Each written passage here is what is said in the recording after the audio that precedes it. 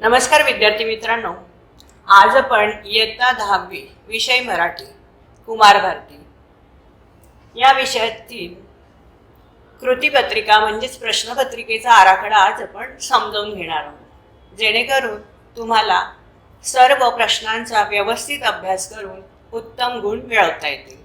सर्वात प्रथम आपण विभाग 1 गद्य विभाग या कृतीचा अभ्यास करूया। ही कृती पूर्ण 18 गुणांची आहे। यामध्ये पठित गद्य अ विभाग, अ मध्ये 7 गुणांसाठी एक पठित विभाग पॅराग्राफ असतो। हा पूर्ण पॅराग्राफ तुम्ही व्यवस्थित वाचून त्यावरील प्रश्न सोडवले तर 7 गुणांपैकी 7 गुण तुम्ही सहज मिळवू शकता। आ सुद्धा आपला पठित म्हणजेच पाठ्यपुस्तकातीलच उतारा असतो। त्यावरील सर्व प्रश्न व्यवस्थित सोडवले तर ते 7 गुणही सहज मिळवू शकता। आणि ई हा जो उतारा आहे हा अपठित असतो। अपठित म्हणजे आपल्या पाठ्यपुस्तकातील नसतो। हा 4 गुणांसाठी विचारला जातो। तर या ठिकाणी मात्र तो उतारा जर तुम्ही 2दा वाचला तर सहजपणे 4 गुण मिळवू शकता। असे एकूण आपण विभाग 1 मध्ये 18 गुण सहज मिळवू शकतो। त्यानंतर आहे विभाग दुसरा। विभाग दुसरा म्हणजे पद्य, हा 16 गुणांसाठी आहे। याच्यामध्ये अ आणि आ असे 2 कृती असतात। अ मध्ये कविता प्रत्यक्ष दिलेली असते आपल्याला।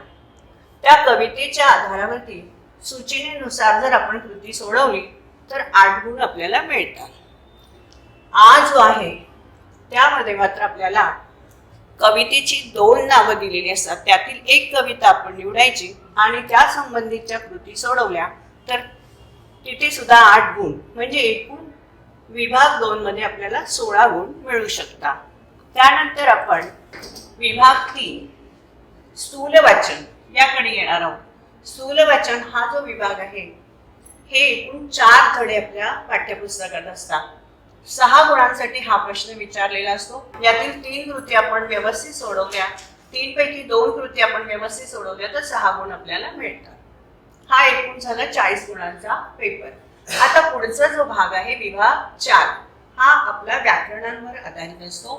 त्यातही अ आणि आ, अ जो आहे हा व्याकरण घटकांवर आधारित कृती असते, ही 8 गुणांची असते। आणि आ जो आहे भाषिक घटकांवर आधारित असते, 8 गुणांची। एकूण आपल्याला 16 गुण आणि आपल्याला मराठी प्रश्नपत्रिकेमध्ये हे 16 गुण आपण सहज मिळवू शकतो। 16 पैकी 16 आपल्याला मिळालेच पाहिजे। त्यानंतर आपण विभाग 5 कडे येऊया। विभाग 5 आपण जर सगळ्या गुणांचा नीट अभ्यास केला तर या विभाग 5 ला 24 गुण आहेत। 18, 16, 6 आणि पुढचे 16, त्याच्यानंतर हे 24 गुणांचा हा सर्वात मोठा प्रश्न आहे।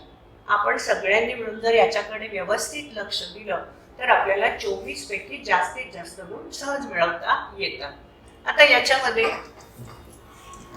अ आहे पत्रलेखन।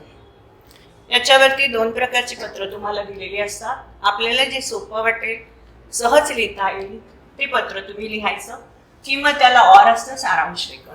आता सारांश लेखनासाठी जो उतारा आहे तो उतारा आपल्याला अपठित म्हणून जो आहे ई भाग तोच इथे वापरायचा आहे किंवा त्यावर आधारितच सारांश लेखन आपल्याला करायचं आहे।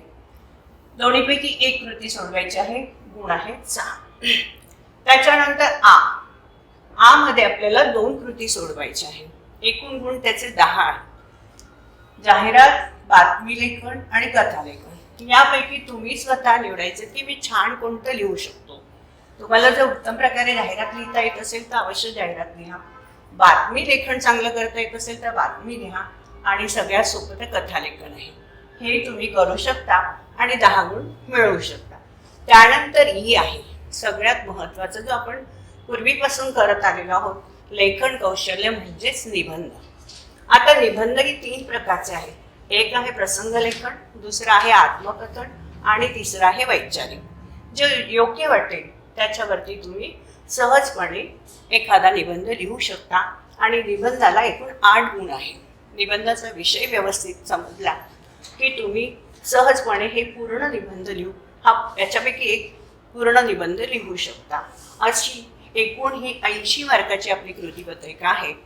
जर सगळ्या प्रश्नांचा व्यवस्थित आपण अभ्यास केला तर 80 पैकी उत्तम गुण, जास्तीत जास्त गुण तुम्ही आरामात मिळवू शकता. थँक्यू.